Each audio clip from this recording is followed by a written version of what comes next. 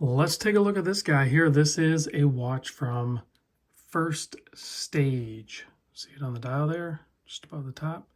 And this is the Shoal Deep. The first time I was able to see one of these, I didn't know it existed, quite frankly, was a buddy of mine, Paul, that I met in Chicago wind-up show like 2 years ago. He was wearing this watch. I don't know if he had the dive bezel or the 12-hour bezel. I honestly don't remember. But I just remember liking this orange a lot. And I know some people are like, it's more yellow. It's like, it's orange. It's definitely orange. It's just not that bright, vivid orange that you typically are used to. It's definitely not yellow. Don't make me go get a yellow watch. I'll do it. This is orange. Okay, we're not going to talk about that no more. But I had been scoping for one of these for a while. I thought it was just kind of like a one-time release and they were done. Well, in my looking, I must have given them my email, notify me when available again. I got an email not that long ago. They were doing a rerun. So yeah, I'm on board. Let's do this. So I got the email notification. I went on there. I bought it. Here's one of the best parts. This thing, even with the shipping to the US, was under $300. I like those numbers. Those work for me. So it's Australian dollars. It's an Australian company. It's actually a sister company somehow related to Second Hour Watch. Maybe you've heard of them. So pretty cool branding, pretty cool watch. I mean, it's basically like an SKX style case. So I'm going to like it anyway. You give me an orange dial with some unique features and I'm on board. No problems there. Let's get into the size. So the case width of this, 42.5 millimeter. The lug to lug, 46. The thickness, 13.95. But we have a double dome crystal that is super clear. It has really nice anti-reflective coating on it. I believe it's a clear AR, not a blue AR. And then the lug opening, 22. This Beads of Rice style bracelet does taper down to 20. You have nice screw pins. I actually did the sizing video for this one and posted that. And then you have the old school clasp here. Pretty heavy duty, robust, 6 micro adjust with the pins. No problem there. A really cool oil pressed case back. You can see, and it kind of matches the dial too. So if you look at the dial, that is also embossed or pressed in. Very cool looking dial. 7 millimeter signed screw down crown, keeping the 300 meter water resist.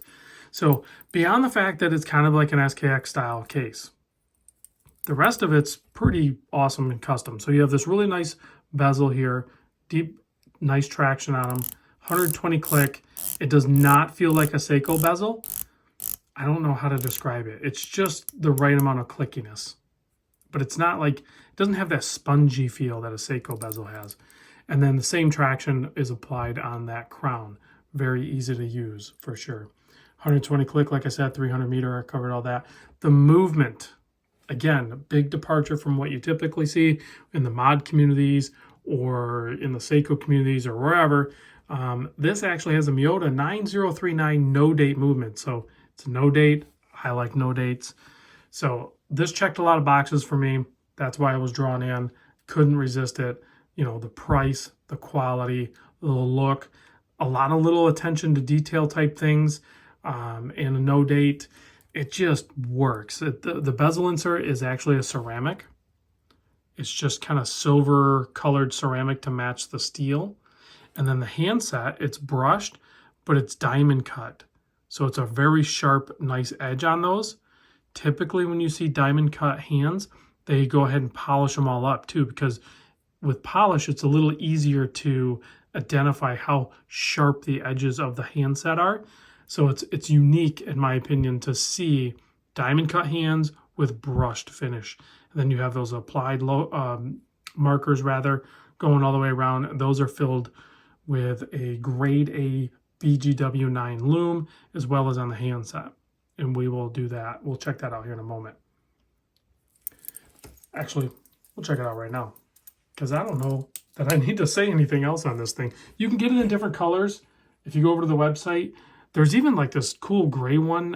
That one didn't seem like it was available. But what was the other color? Let me look here. So there's the orange. And then... oh, yeah, I want to see that. I want to see some more colors.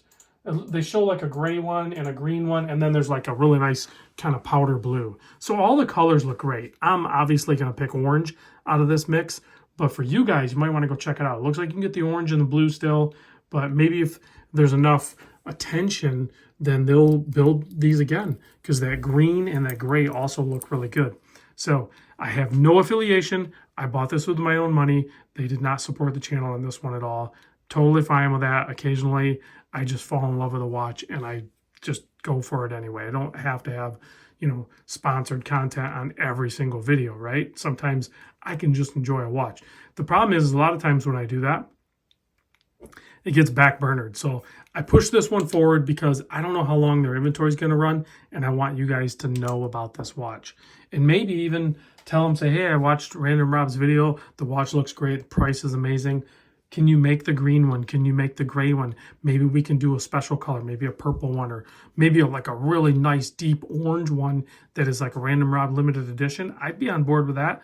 Maybe we can bug them enough to do that. This orange is really good. Don't get me wrong. But we could do a really vivid orange. And check out the Lume. Great Lume on the applied markers, the handset, and the bezel. I don't really have any complaints on this guy.